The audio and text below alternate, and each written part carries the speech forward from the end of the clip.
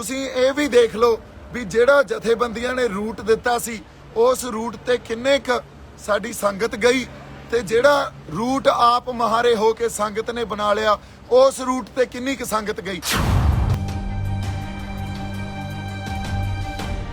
ਇਹ ਫਿਰ ਸਾਰੇ 5-10 ਲੱਖ ਲੋਕ 5 ਤੋਂ 10 ਲੱਖ ਲੋਕ ਹੋ ਸਕਦਾ ਗਿਣਤੀ ਇਦੋਂ ਵੀ ਵੱਡੀ ਹੋਵੇ, ਉਹ ਸਾਰੇ ਹੀ ਕਲਪਰੇਟ ਹੋ ਗਏ, ਉਹ ਸਾਰੇ ਹੀ ਵਿਲਨ ਹੋ ਗਏ ਕਿ ਕੱਲਾ ਦੀਪ ਸਿੱਧੂ ਵਿਲਨ ਹੋ ਗਿਆ। ਜਦੋਂ ਮੈਂ ਲਾਲ ਕਿਲੇ ਪਹੁੰਚਿਆ ਮੇਰੇ ਖਿਆਲ 'ਚ ਉੱਥੇ ਘੱਟੋ ਘੱਟ ਲੱਖ ਬੰਦੇ ਤੋਂ ਵੱਧ ਇਕੱਠ ਆਲਰੇਡੀ ਸੀਗਾ। ਸੋ ਮੇਰੇ ਕਿਸੇ ਵੀਡੀਓ 'ਚ ਜਾਂ ਕਿਸੇ ਹੋਰ ਵੀਡੀਓ 'ਚ ਵੀ ਇਹ ਦਿਖਾ ਦਿਓ ਵੀ ਦੀਪ ਸਿੱਧੂ ਸਾਰੇ ਨੂੰ ਅੱਗੇ ਲੱਗ ਕੇ ਲਾਲ ਕਿਲਾ ਲੈ ਗਿਆ ਹੋਵੇ।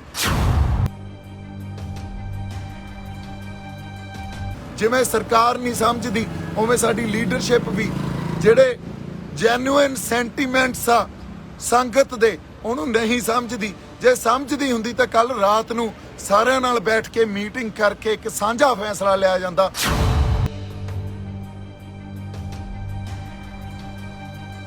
ਵਾਹਿਗੁਰੂ ਜੀ ਕਾ ਖਾਲਸਾ ਵਾਹਿਗੁਰੂ ਜੀ ਕੀ ਫਤਿਹ। 2-4 ਗੱਲਾਂ ਕਰਨੀਆਂ ਸੀ। ਮੇਰੇ ਖਿਲਾਫ ਬੜਾ ਪ੍ਰਚਾਰ ਹੋ ਰਿਹਾ, ਮੇਰੇ ਖਿਲਾਫ ਸਾਰੀ ਸਾਡਾ ਜਿਹੜਾ ਸੰਘਰਸ਼ੀ ਲੋਕ ਵੀ ਆ ਤੇ ਸਾਡਾ ਆਵਾਮ ਆ ਉਹ ਇਹ ਪ੍ਰਚਾਰ ਕਰ ਰਿਹਾ ਵੀ ਦੇਖੋ ਦੀਪ ਨੇ ਇਹ ਅੰਦੋਲਨ ਖਰਾਬ ਕਰਤਾ, ਦੀਪ ਨੇ ਲੋਕਾਂ ਨੂੰ ਭੜਕਾਇਆ। ਪਹਿਲੀ ਗੱਲ ਤਾਂ ਆਪਾਂ ਕੱਲ ਰਾਤ ਤੋਂ ਜਿਹੜੀਆਂ ਘਟਨਾਵਾਂ ਵਾਪਰ ਰਹੀਆਂ ਸੀ, ਕੱਲ ਰਾਤ ਤੋਂ ਸੀਕੁਐਂਸ ਆਫ ਇਵੈਂਟ ਜੋ ਹੋ ਰਹੇ ਸੀ ਮੋਰਚੇ 'ਚ ਉਹਨੂੰ ਸਮਝਦੇ ਆ। ਪਹਿਲਾਂ ਸਾਡੇ ਪੰਧੇਰ ਸਾਹਿਬ ਤੇ ਪੰਨੂ ਸਾਹਿਬ ਨੇ ਇਹ ਗੱਲ ਮੋਰਚੇ ਦੀ ਸਟੇਜ ਤੋਂ ਆਖੀ ਵੀ ਅਸੀਂ ਪੁਲਿਸ ਵਾਲੇ ਦਿੱਤੇ ਹੋਏ ਰੂਟ ਤੋਂ ਆਪਦਾ ਮਾਰਚ ਨਹੀਂ ਕੱਢਾਂਗੇ, ਰੋਸ ਮਾਰਚ ਨਹੀਂ ਕੱਢਾਂਗੇ, ਅਸੀਂ ਦਿੱਲੀ ਦੇ ਅੰਦਰ ਜਾਵਾਂਗੇ। ਹੁਣ ਉਦੋਂ ਬਾਅਦ ਸੰਯੁਕਤ ਕਿਸਾਨ ਮੋਰਚੇ 'ਚ ਇੱਕ ਆਮ ਸਹਿਮਤੀ ਹੋਈ, ਆਗੂਆਂ 'ਚ ਆਪਸੀ ਸਹਿਮਤੀ ਇਹ ਹੋਈ ਵੀ ਉਹਨਾਂ ਨੇ ਆਪਦਾ ਜੋ ਰੂਟ ਪਹਿਲਾਂ ਤੈਅ ਕੀਤਾ ਸੀ ਵੀ ਰਿੰਗ ਰੋਡ ਤੇ ਜਾਣਾ ਉਹਨੂੰ ਚੇਂਜ ਕਰਕੇ ਪੁਲਿਸ ਵੱਲੋਂ ਦਿੱਤੇ ਹੋਏ ਰੂਟ ਤੇ ਸਹਿਮਤੀ ਜਤਾਈ। ਉਸ ਵੇਲੇ ਵੀ ਤੁਸੀਂ ਮੇਰੇ ਸਾਰੇ ਵੀਡੀਓ ਦੇਖ ਲਓ, ਉਹਦੇ 'ਚ ਇਹ ਗੱਲ ਕਹੀ ਗਈ ਆ ਵੀ ਇੱਕ ਸਾਂਝਾ ਫੈਸਲਾ ਲੈ ਲਓ ਕਿਉਂਕਿ ਸੰਗਤ ਦਾ ਜਿਹੜਾ ਰੌਂ ਆ, ਸੰਗਤ 'ਚ ਜਿਹੜਾ ਇਸ ਟਾਈਮ ਸੰਗਤ ਦਾ ਫੈਸਲਾ ਕੁਝ ਹੋਰ ਆ, ਸੰਗਤ ਦੇ ਜਜ਼ਬਾਤ ਆ ਜਿਹੜੇ ਕੁਝ ਹੋਰ ਆ, ਪਰ ਜੋ ਸਾਡੇ ਆਗੂ ਸਹਿਬਾਨ ਤੈਅ ਕਰੀ ਪਏ ਆ ਉਹ ਕੁਝ ਹੋਰ ਆ। ਸੋ ਇਸ ਕਰਕੇ ਕੱਲ ਰਾਤ ਨੂੰ ਸੰਯੁਕਤ ਕਿਸਾਨ ਮੋਰਚੇ ਦੀ ਸਟੇਜ ਤੋਂ ਉੱਥੇ ਨੌਜਵਾਨਾਂ ਨੇ ਬਹੁਤ ਜ਼ਿਆਦਾ ਆਪਦੇ ਜੋਸ਼ ਨਾਲ ਤੇ ਇਹ ਕਹਿ ਲਓ ਨਾਲ ਹੋਸ਼ ਨਾਲ ਵੀ ਆਪਦਾ ਰੋਸ ਪ੍ਰਗਟ ਕੀਤਾ ਵੀ ਅਸੀਂ ਦਿੱਲੀ ਦੇ ਅੰਦਰ ਜਾਣਾ ਤੇ ਅਸੀਂ ਜੋ ਪ੍ਰੋਗਰਾਮ ਤੁਸੀਂ ਜਿਹੜੇ ਰੂਟ ਦਾ ਦੇ ਰਹੇ ਹੋ, ਜੋ ਸਰਕਾਰ ਨੇ ਦਿੱਤਾ ਜਾਂ ਪੁਲਿਸ ਨੇ ਦਿੱਤਾ, ਉੱਥੇ ਰੋਸ ਮਾਰਚ ਨਹੀਂ ਕਰਨਾ। ਇਹ ਗੱਲ ਜਦੋਂ ਅਸੀਂ ਸਟੇਜ ਤੋਂ ਉਹ ਮੌਕਾ ਵੀ ਸੰਭਾਲਿਆ ਤੇ ਕਿਸਾਨ ਆਗੂਆਂ ਨਾਲ ਸ਼ੇਅਰ ਕੀਤੀ ਵੀ ਆਪਾਂ ਬੈਠ ਕੇ ਇੱਕ ਸਾਂਝਾ ਫੈਸਲਾ ਲਈਏ ਤੇ ਇਸ ਗੱਲ ਨੂੰ ਇਗਨੋਰ ਕੀਤਾ ਗਿਆ। ਪਬਲਿਕ ਸੈਂਟੀਮੈਂਟ ਨੂੰ ਜਾਂ ਲੋਕਾਂ ਦੇ ਜੈਨੂਇਨ ਸੈਂਟੀਮੈਂਟ ਨੂੰ ਇਗਨੋਰ ਕੀਤਾ ਗਿਆ ਤੇ ਇਹ ਗੱਲ ਕਹੀ ਗਈ ਜੋ ਅਸੀਂ ਕਵਾਂਗੇ ਅਸੀਂ ਉਹੀ ਕਰਾਂਗੇ ਹੁਣ। ਸੋ ਔਰ ਸੰਗਤ ਨੂੰ ਵੀ ਉਹੀ ਕਰਨਾ ਪਊਗਾ। ਇਦੋਂ ਬਾਅਦ ਅਗਲੀ ਗੱਲ ਜਦੋਂ ਇਹ ਹੋਈ ਵੀ ਸਵੇਰੇ ਪੰਧੇਰ ਸਾਹਿਬ ਤੇ ਪੰਨੂ ਸਾਹਿਬ ਅੱਗੇ ਲੱਗੇ, ਉਹਨਾਂ ਦੇ ਟਰੈਕਟਰ ਤੇ ਉਹਨਾਂ ਦੀ ਜਥੇਬੰਦੀ ਅੱਗੇ ਸੀ ਤੇ ਫਿਰ ਸੰਗਤ ਨੇ ਆਪ ਮੁਹਾਰੇ।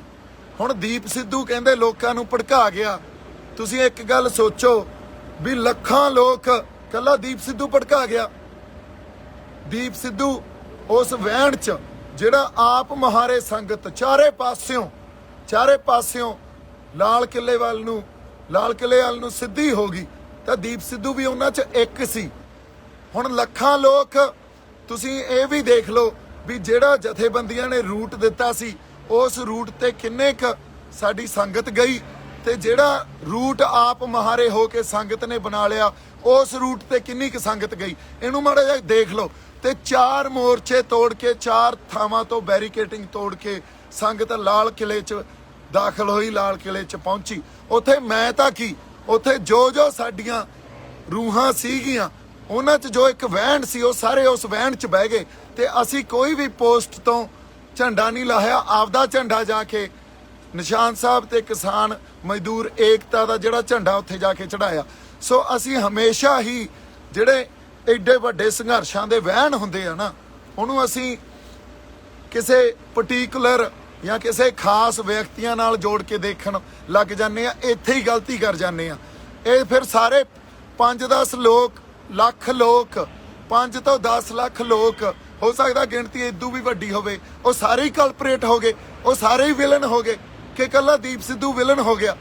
ਤੁਸੀਂ ਇਹੀ ਪਹਿਲਾਂ ਇਤਿਹਾਸ 'ਚ ਅਸੀਂ ਗਲਤੀਆਂ ਕੀਤੀਆਂ। ਅਸੀਂ ਸੰਘਰਸ਼ਾਂ ਦੇ ਵਹਿਣ ਨੂੰ ਕਿਸੇ ਖਾਸ ਸ਼ਖਸੀਅਤ ਦੇ ਨਾਲ ਜੋੜ ਕੇ ਦੇਖਣ ਲੱਗ ਜਾਂਦੇ ਆ ਤੇ ਇੱਕ ਬੰਦੇ ਨੂੰ ਵਿਲਨ ਬਣਾ ਦਿੰਦੇ ਆ। ਨਹੀਂ, ਉੱਥੇ ਸਾਰੀ ਸੰਗਤ ਦਾ ਜਿਹੜਾ ਰੌਂ ਸੀ, ਸੰਗਤ ਦਾ ਫੈਸਲਾ ਸੀ, ਉਹ ਦਿੱਲੀ ਜਾਣ ਦਾ ਸੀ, ਦਿੱਲੀ ਐਂਟਰ ਹੋਣ ਦਾ ਸੀ। ਜਦੋਂ ਅਸੀਂ ਦਿੱਲੀ ਐਂਟਰ ਹੋਏ, ਉਦੋਂ ਬਾਅਦ ਫਿਰ ਜਿਉਂ-ਜਿਉਂ ਰਸਤਾ ਬਣਦਾ ਗਿਆ ਤਿਉਂ-ਤਿਉਂ ਉਧਰ ਨੂੰ ਵਧਦੇ ਗਏ। ਜਦੋਂ ਮੈਂ ਲਾਲ ਕਿਲੇ ਪਹੁੰਚਿਆ, ਮੇਰੇ ਖਿਆਲ 'ਚ ਉੱਥੇ ਘੱਟੋ ਘੱਟ ਲੱਖ ਬੰਦੇ ਤੋਂ ਵੱਧ ਇਕੱਠ ਆਲਰੇਡੀ ਸੀਗਾ। ਸੋ ਮੇਰੇ ਕਿਸੇ ਵੀਡੀਓ 'ਚ ਜਾਂ ਕਿਸੇ ਹੋਰ ਵੀਡੀਓ 'ਚ ਵੀ ਇਹ ਦਿਖਾ ਦਿਓ ਵੀ ਦੀਪ ਸਿੱਧੂ ਸਾਰੇ ਨੂੰ ਅੱਗੇ ਲੱਗ ਕੇ ਲਾਲ ਕਿਲਾ ਲੈ ਗਿਆ ਹੋਵੇ।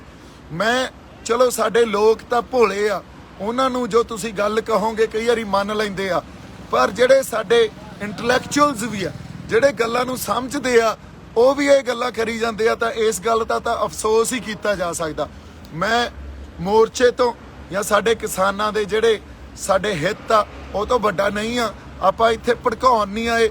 ਹਮੇਸ਼ਾ ਜਦੋਂ ਇਤਿਹਾਸ 'ਚ ਕੋਈ ਇਹੋ ਜਿਹੀਆਂ ਘਟਨਾਵਾਂ ਵਾਪਰਦੀਆਂ, ਉਸ ਵੇਲੇ ਇੱਕੋ ਹੀ ਗੱਲ ਕਹੀ ਜਾਂਦੀ ਆ, ਫਲਾਣੇ ਬੰਦੇ ਨੇ ਭੜਕਾਤਾ। ਨਹੀਂ, ਉਹ ਇੱਕ ਵਹਿਣ ਹੁੰਦਾ। ਉਸ ਵਹਿਣ 'ਚ ਹਰ ਕੋਈ ਵਹਿ ਜਾਂਦਾ। ਜਿਵੇਂ ਮੈਂ ਵਹਿ ਗਿਆ, ਜਿਵੇਂ ਬਾਕੀ ਸਾਡੇ 5 ਲੱਖ 10 ਲੱਖ ਲੋਕ ਵਹਿ ਗਏ, ਇੱਕ ਵਹਿਣ ਸੀ ਉਹ। ਸੋ ਉੱਥੇ ਕੋਈ ਵੀ ਹੁੰਦਾ ਉਹੀ ਕਰਦਾ ਜੋ ਅਸੀਂ ਕਰਨ ਗਏ ਸੀ। ਤੇ ਅਸੀਂ ਕਿਸੇ ਜਗ੍ਹਾ ਜਾ ਕੇ ਆਪਦੀ ਆਵਾਜ਼ ਬੁਲੰਦ ਕਰਾਂਗੇ, ਸਿੰਬੋਲਿਕਲੀ ਨਿਸ਼ਾਨ ਸਾਹਿਬ ਤੇ ਕਿਸਾਨੀ ਦਾ ਝੰਡਾ ਲਾਵਾਂਗੇ। ਔਰ ਤਿਰੰਗਾ ਦਾ ਪਿੱਛੇ ਝੂਲ ਰਿਹਾ, ਇੱਥੇ ਸਾਡੇ ਪੰਥ ਮਹਾਰਾਜ ਦੇ ਨਿਸ਼ਾਨ ਝੂਲ ਰਹੇ ਆ, ਕਿਉਂਕਿ ਸਾਡੇ ਮੋਰਚੇ 'ਚ ਦੇਖ ਲਓ ਤੁਸੀਂ, ਨਿਸ਼ਾਨ ਸਾਹਿਬ ਤੇ ਕਿਸਾਨੀ ਦੇ ਝੰਡੇ ਹੀ ਆ ਨਾ, ਹੋਰ ਤਾਂ ਸਾਡੇ ਕੋਲੇ ਕੁਛ ਨਹੀਂ ਆ।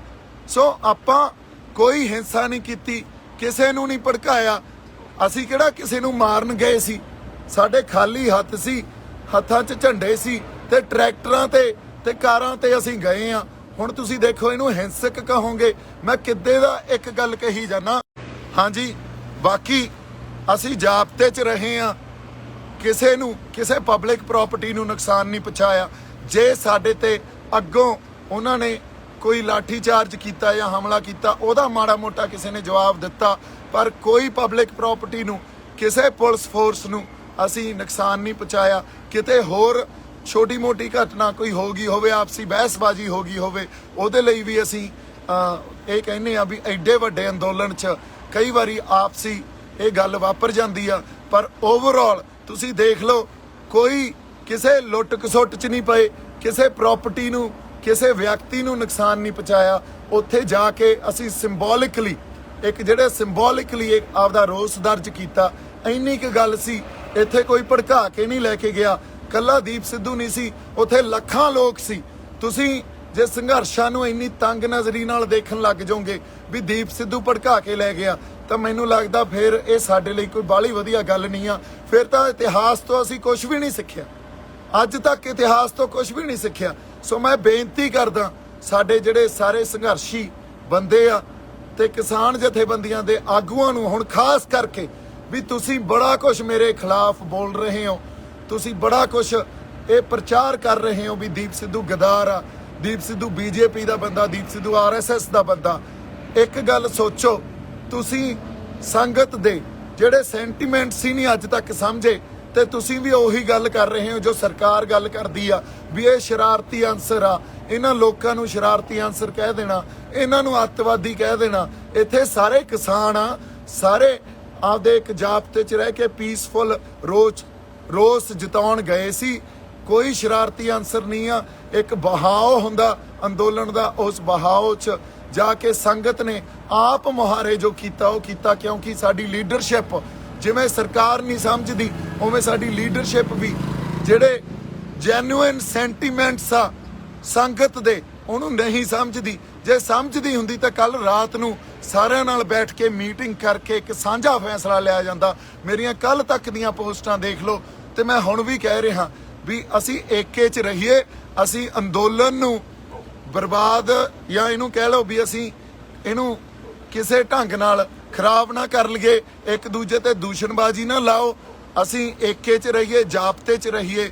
ਕੋਈ ਨਹੀਂ, ਜੋ ਹੁਣ ਮੇਰੇ ਨਾਲ ਹੋਊ ਅਕਾਲ ਪੁਰਖ ਵਾਹਿਗੁਰੂ ਉਹ ਆਪੇ ਭਲੀ ਕਰੂਗਾ, ਮੈਂ ਨਜਿੱਠੂਗਾ।